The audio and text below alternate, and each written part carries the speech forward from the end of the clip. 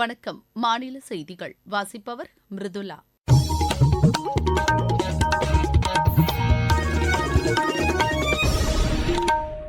தலைப்புச் செய்திகள். மக்களவைக்கான 4வது கட்ட வாக்குப்பதிவு 96 தொகுதிகளில் இன்று நடைபெறவுள்ளது. மக்களவைத் தேர்தலுடன் ஆந்திரா மற்றும் ஒடிசா மாநிலங்களின் சட்டப்பேரவைக்கும் தேர்தல் நடைபெறுகிறது. நாகை மக்களவைத் தொகுதி உறுப்பினர் திரு செல்வராஜ் இன்று சென்னையில் காலமானார். தேனி, திண்டுக்கல், விருதுநகர் உள்ளிட்ட 6 மாவட்டங்களில் ஓரிரு இடங்களில் இன்று கனமழைக்கு வாய்ப்புள்ளதாக சென்னை வானிலை ஆய்வு மையம் தெரிவித்துள்ளது. ஐபிஎல் கிரிக்கெட் போட்டியில் பெங்களூரு அணி 47 ரன் வித்தியாசத்தில் தில்லி அணியை வென்றது. இனி விரிவான செய்திகள். மக்களவைக்கு 4வது கட்ட வாக்குப்பதிவு இன்று நடைபெறவுள்ளது. 9 மாநிலங்கள், ஒரு யூனியன் பிரதேசத்திற்கு உட்பட்ட 96 தொகுதிகளில் இன்று காலை 7 மணிக்கு வாக்குப்பதிவு தொடங்குகிறது. மாலை 6 மணி வரை வாக்குப்பதிவு நடைபெறும் என்று தேர்தல் ஆணையம் அறிவித்துள்ளது. ஆந்திராவில் 25, தெலுங்கானாவில் 17, உத்தரப்பிரதேசத்தில் 13, மகாராஷ்டிராவில் 11, மத்திய பிரதேசம் மற்றும் மேற்கு வங்கத்தில் தலா 8, பீகாரில் 5, ஜார்க்கண்ட் மற்றும் ஒடிசாவில் தலா 4, ஜம்மு காஷ்மீர் யூனியன் பிரதேசத்தில் ஒரு தொகுதி என 96 தொகுதிகளில் தேர்தலுக்கான அனைத்து ஏற்பாடுகளும் தயார் நிலையில் உள்ளன. வாக்காளர்களின் பங்கேற்பை அதிகரிக்கும் வகையில் தெலுங்கானாவில் 17 தொகுதிகளில் வாக்குப்பதிவு நேரம் நீட்டிக்கப்பட்டுள்ளதாக தேர்தல் ஆணையம் கூறியுள்ளது. 8,97,00,000 ஆண் வாக்காளர்கள், 8,73,00,000 பெண் வாக்காளர்கள் என மொத்தம் 17,70,00,000 வாக்காளர்கள் இன்று வாக்களிக்க உள்ளனர். இந்நிலையில் பிஜேபி மூத்த தலைவரும் பிரதமருமான திரு நரேந்திர மோடி மேற்குவங்க மாநிலம் ஹூக்ளியில் நேற்று தேர்தல் பிரச்சாரக் கூட்டத்தில் உரையாற்றினார். காங்கிரஸ் தலைமையிலான ஐக்கிய முற்போக்கு கூட்டணி ஆட்சியின் போது பழங்குடியினருக்கான நிதி ஒதுக்கீட்டை விட பிஜேபி தலைமையிலான தேசிய ஜனநாயக கூட்டணி அரசு அதிகமாக நிதி ஒதுக்கியது என்று அவர் கூறினார். பழங்குடியின மாணவர்களுக்கான கல்வி உதவித்தொகையும் தமது ஆட்சிக் காலத்தில் உயர்த்தி வழங்கப்பட்டது என்றும் அவர் தெரிவித்தார். மேற்குவங்க மாநிலத்தில் திரிணாமுல் காங்கிரஸ் தலைமையிலான அரசு ஆசிரியர் தேர்வு வாரியத்தின் மூலம் முறைகேடான வகையில் ஆசிரியர்களை தேர்வு செய்ததால் அம்மாநிலத்தின் நற்பெயருக்கு களங்கம் ஏற்படுத்திவிட்டது என்றும் திரு நரேந்திர மோடி குற்றம் சாட்டினார். முன்னதாக அவர் ஹவுரா மக்களவைத் தொகுதியிலும் பரக்பூர் மக்களவைத் தொகுதியிலும் தேர்தல் பிரச்சாரக் கூட்டங்களில் உரையாற்றினார். காங்கிரஸ் பொதுச் செயலாளர் திருமதி பிரியங்கா காந்தி நேற்று ரேபரேலி தொகுதியில் தனது பிரச்சாரத்தை மேற்கொண்டார். இந்த தொகுதியில் காங்கிரஸ் ஆட்சியில்தான் ஏராளமான வளர்ச்சித் திட்டங்கள் செயல்படுத்தப்பட்டதாக அவர் கூறினார். பிஜேபி மூத்த தலைவர்களில் ஒருவரான திரு அமித் ஷா வாரணாசியில் நேற்று பிஜேபியின் ஊடக மையத்தை திறந்து பேசினார். இந்த தொகுதியில் போட்டியிடும் திரு நரேந்திர மோடியை ஆதரித்து அவர் திறந்த வாகனத்தில் சென்று ஆதரவு திரட்டினார். சமாஜ்வாதி கட்சித் தலைவரும் உத்தரப்பிரதேச மாநில முன்னாள் முதலமைச்சருமான திரு அகிலேஷ் யாதவ் எதிர்க்கட்சிகளின் ஒருங்கிணைந்த கூட்டணி கட்சி வேட்பாளர்களை ஆதரித்து பாரக் பங்கியில் நேற்று பிரச்சாரத்தில் ஈடுபட்டார். முன்னதாக லக்னோ மக்களவைத் தொகுதிக்கு உட்பட்ட பல்வேறு தொகுதிகளில் திரு அகிலேஷ் யாதவ் பிரச்சாரம் மேற்கொண்டார். ஆந்திராவில் மக்களவைத் தேர்தலுடன் சட்டப்பேரவைத் தேர்தலும் நடைபெறுகிறது. 175 சட்டப்பேரவைத் தொகுதிகளில் வாக்குப்பதிவுக்கான அனைத்து ஏற்பாடுகளும் செய்யப்பட்டுள்ளன. 2386 வேட்பாளர்கள் களத்தில் உள்ளனர். ஆளும் ஒய்எஸ்ஆர் காங்கிரஸ், தெலுங்கு தேசம், காங்கிரஸ் ஆகிய கட்சிகளுக்கு இடையே மும்முனைப் போட்டி ஏற்பட்டுள்ளது. திரு ஜெகன்மோகன் ரெட்டி தலைமையிலான ஒய்எஸ்ஆர் காங்கிரஸ் அனைத்து தொகுதிகளிலும் தனித்து போட்டியிடுகிறது. முன்னாள் முதலமைச்சர் திரு சந்திரபாபு நாயுடு தலைமையிலான தெலுங்கு தேசம் கட்சி பிஜேபி மற்றும் ஜனசேனா கட்சியுடன் கூட்டணி அமைத்து இந்த தேர்தலை சந்திக்கிறது. இந்திய கம்யூனிஸ்ட், மார்க்சிஸ்ட் கம்யூனிஸ்ட் ஆகிய இடதுசாரி கட்சிகளுடன் கூட்டணி அமைத்து காங்கிரஸ் கட்சி இந்த தேர்தலை எதிர்கொள்கிறது. இம்மாநிலத்தில் 46,389 வாக்குச்சாவடிகள் அமைக்கப்பட்டுள்ளன.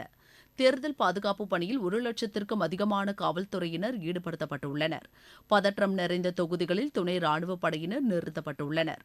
மலைப்பிரதேசமான அரக்கு, படரே, ராம்போச்சோடாவரம் ஆகிய சட்டப்பேரவைத் தொகுதிகளில் பாதுகாப்பை கருதி மாலை 4 மணி வரை மட்டும் வாக்குப்பதிவு நடைபெறும் என்று தேர்தல் ஆணையம் அறிவித்துள்ளது. ஒடிசா மாநிலத்தில் 4 மக்களவைத் தொகுதிகளுடன் 28 சட்டப்பேரவைத் தொகுதிகளுக்கும் இன்று முதல்கட்ட வாக்குப்பதிவு நடைபெறவுள்ளது.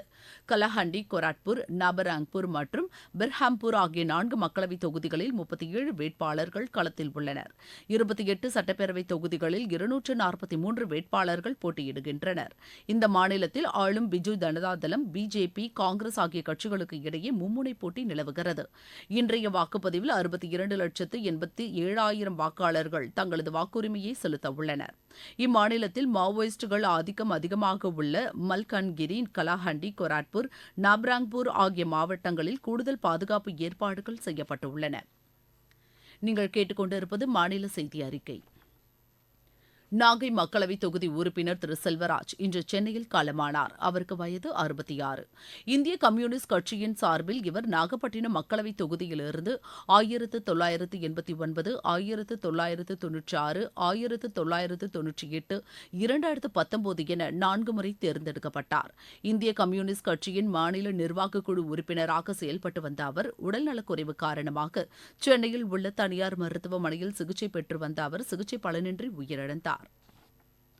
கள்ளக்குறிச்சி மாவட்டம் உளுந்தூர்பேட்டை அருகே மர்மநோய் தாக்குதல் காரணமாக மரவள்ளி சாகுபடி பாதிக்கப்பட்டுள்ளது. இதன் காரணமாக விவசாயிகள் கவலை அடைந்துள்ளதாக எமது செய்தியாளர் தெரிவிக்கிறார். கள்ளக்குறிச்சி மாவட்டம் உளுந்தூர்பேட்டை அருகே கூவாடு, தேன்குளம், எறையூர், கூத்தனூர், பள்ளவாடி, காட்டியடையார், எல்லை கிராமம் ஆகிய பல்வேறு கிராமங்களில் நூற்றுக்கணக்கான ஏக்கர் பரப்பளவில் விவசாயிகள் மரவள்ளி பயிர் செய்து வருகின்றனர். தற்போது கோடை வெயில் உச்சக்கட்டத்தில் சுட்டரித்து வருவதால் அந்த மரவள்ளி பயிர்கள் வெயில் தாக்கத்தை தாங்க முடியாமல் மர்ம நோய் ஏற்பட்டு இலைகள் சுருண்டு வருகிறது. இதனால் ஏக்கருக்கு 50,000 ரூபாய் செலவு செய்து மரவள்ளி விவசாயிகள் என்ன செய்வது என்று தெரியாமல் தவிர்த்து வருகின்றன.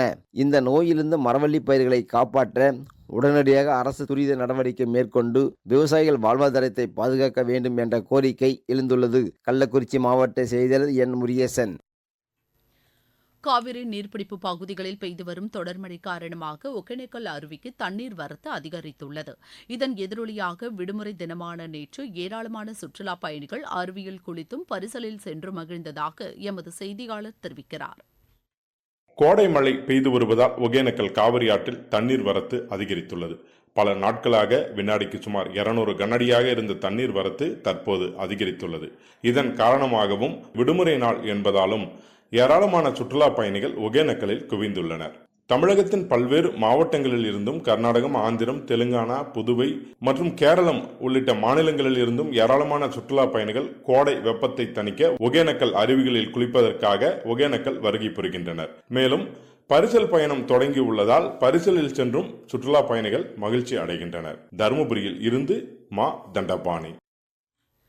வளிமண்டல கீழடுக்கு மற்றும் காற்றின் திசை மாறுபாடு காரணமாக தமிழகத்தின் ஒரு சில இடங்களிலும் புதுச்சேரி, காரைக்கால் பகுதிகளிலும் இன்று இடிமின்னல் மற்றும் பலத்த காற்றுடன் லேசானது முதல் மிதமான மழை பெய்யக்கூடும் என்று சென்னை வானிலை ஆய்வு மையம் தெரிவித்துள்ளது. தேனி, திண்டுக்கல், விருதுநகர், தென்காசி, திருநெல்வேலி, கன்னியாகுமரி ஆகிய மாவட்டங்களில் ஓரிரு இடங்களில் கனமழை பெய்ய வாய்ப்புள்ளது என்றும் அந்த மையம் கூறியுள்ளது. சென்னையை பொறுத்தவரை வானம் ஓரளவு மேகமூட்டத்துடன் காணப்படும் என்றும் நகரின் ஒரு சில பகுதிகளில் லேசானது முதல் மிதமான மழை பெய்ய வாய்ப்புள்ளது என்றும் தெரிவிக்கப்பட்டுள்ளது. இந்நிலையில் மாநிலத்தின் பல்வேறு பகுதிகளில் நேற்று லேசானது முதல் மிதமான மழை பெய்தது. தேனி மாவட்டத்தில் அள்ளிநகரம், வீரபாண்டி, அரண்மனைப்புதூர் உள்ளிட்ட பல பகுதிகளில் சுமார் 1.5 மணி நேரம் கனமழை பெய்தது. கோவை மாநகர பகுதியில் நேற்றிரவு 2 மணி நேரம் பலத்த காற்றுடன் மழை பெய்தது. இருவரி செய்திகள். காசாவில் இஸ்ரேல் நடத்தும் தாக்குதலை உடனடியாக நிறுத்த வேண்டும் என்று ஐநா பொதுச் செயலாளர் திரு ஆண்டோனியோ குட்ரஸ் வலியுறுத்தியுள்ளார். உக்ரைனின் வடக்கு பகுதியில் ரஷ்யா 9 கிராமங்களை கைப்பற்றியுள்ளது. வியட்நாம் சென்றுள்ள இந்திய கடற்படையின் கில்டான் போர்க்கப்பலுக்கு அந்நாட்டு கப்பற்படை மற்றும் இந்திய தூதரக அலுவலகம் சார்பில் உற்சாக வரவேற்பு அளிக்கப்பட்டது. ஆசிரியர்களுக்கும் மாணவர்களின் பெற்றோருக்கும் இடையே தகவல் பரிமாற்றத்திற்கான புதிய செயலி ஒன்றை மாநில பள்ளிக் கல்வித்துறை அறிமுகப்படுத்தவுள்ளது. திருப்பூர் மாவட்டம் உடுமலைப்பேட்டையை அடுத்த சாமராயப்பட்டி பகுதியில் தனியார் சர்க்கரை ஆலையில் நேற்று பெரும் தீ விபத்து ஏற்பட்டது.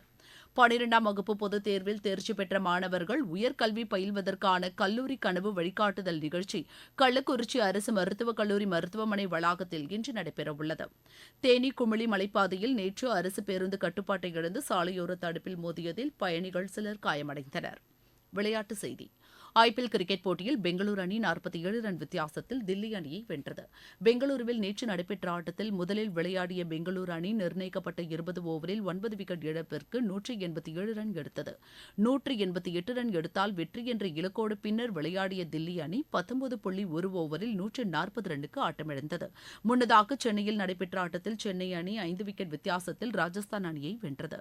இன்று நடைபெறவுள்ள ஆட்டத்தில் குஜராத் கொல்கத்தா அணியை எதிர்கொள்கிறது. அகமதாபாத்தில் இப்போட்டி இரவு மணி 7:30 தொடங்குகிறது. மீண்டும் தலைப்புச் செய்திகள். மக்களவைக்கான 4வது கட்ட வாக்குப்பதிவு 96 தொகுதிகளில் இன்னும் சற்று நேரத்தில் தொடங்க உள்ளது. மக்களவைத் தேர்தலுடன் ஆந்திரா மற்றும் ஒடிசா மாநிலங்களின் சட்டப்பேரவைக்கும் தேர்தல் நடைபெறுகிறது.